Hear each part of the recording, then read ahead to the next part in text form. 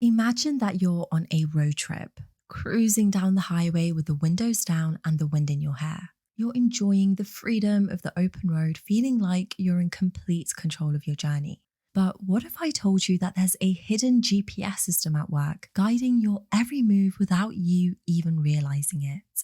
That's right, beneath the surface of your consciousness lies a complex system of beliefs, values, and desires that influence your every decision. And if you don't take the time to discover and understand this internal navigation system, you risk getting lost on the journey of life. But don't worry, because the legendary Carl Jung has paved the way for us to explore our true identity and unlock the secrets of our psyche. Hey guys, and welcome back. I'm Sophia, your philosophy lover who's just trying to spread some knowledge and wisdom to help you become a better you. And in this video, I'm going to dive into how to discover your true self with Carl Jung. Picture this. Your mind is like a big old puzzle with tons of pieces that make up your unique personality. And at the center of that puzzle is the psyche, the complete you made up of thoughts, feelings, and behaviors that you might not even be aware of. That's where Carl Jung comes in. His mission was to figure out the psyche and how to bring all the puzzle pieces together, creating a whole unified self. But here's the catch. A lot of those puzzle pieces are hidden away in the depths of your unconscious mind, like the buried treasure you don't even know you have. That means there's a huge part of you that's just waiting to be discovered. And in order to truly understand yourself and become the best version of you, you need to tap into that hidden treasure trove and bring it to the surface. That's where individuation comes in. Individuation is the process of uncovering and integrating those unconscious puzzle pieces into your conscious mind, creating a complete and authentic version of yourself. As I said, it's like a puzzle. The more pieces you find and fit together, the clearer the picture becomes. So how does it all work? Well, according to Jung, the psyche is made up of three parts, or three realms. Consciousness, the part of you that's aware of what you're thinking and feeling in the moment. Personal unconsciousness, the part of you that stores memories and experiences you might not be aware of. And collective unconsciousness, the part of you that's connected to the shared experiences of all human beings. By exploring each of these parts, you can begin to uncover the hidden pieces of yourself and bring them into the light.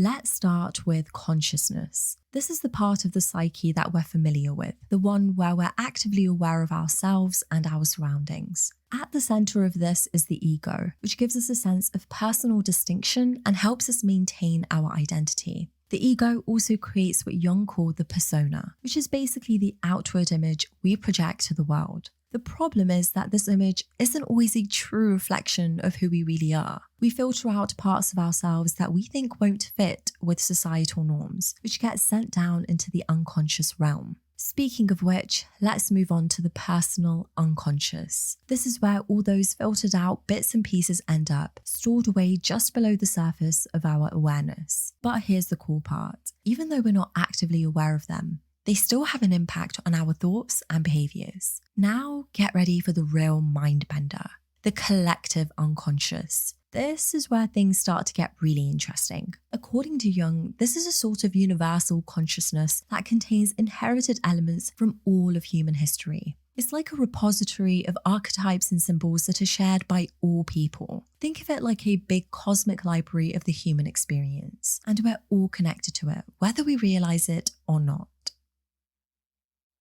You know how we humans tend to copy what our parents and grandparents do? Well, that imitation game has been going on for generations and generations, forming a long chain of psychological behaviors that stretches all the way back to the dawn of time. It's like a big pool of psychological stuff that gets passed down from one person to the next, forming what Carl Jung called archetypes. These archetypes are like basic patterns that influence how we think and act, and they show up in all sorts of art, literature, and myths from different cultures around the world. Jung was a master at uncovering these archetypes in his work with patients, and he noticed that people from vastly different backgrounds would often have similar unconscious patterns. He called the parts of the unconscious that we don't want to acknowledge the shadow, and it's basically a catch-all term for all the stuff we repress and deny about ourselves. Nestled within the shadow are the animus and anima, representing the suppressed feminine qualities in a male, anima, and the suppressed masculine qualities in a female,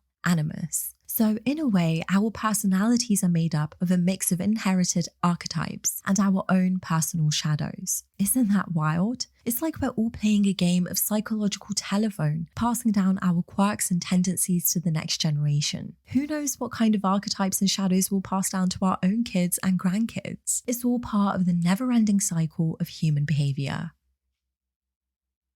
All of these structures work in active circulation to form the self, the authentic totality of our unconscious and conscious. Think of the self as who we really are and what we really desire and what we're truly capable of. To become our best selves, Jung believed that we need to strive toward the self through individuation. This means getting our ego and persona as close to the self as possible. Sounds easy enough, right?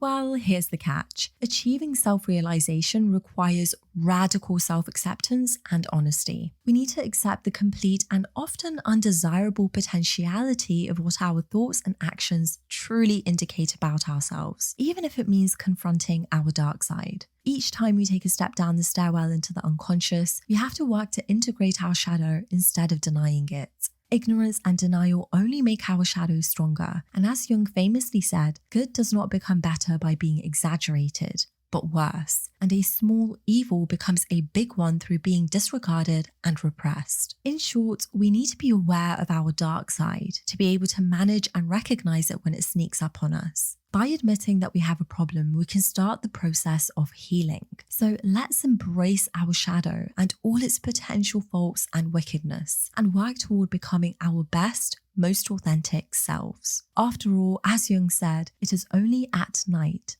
that no shadows exist.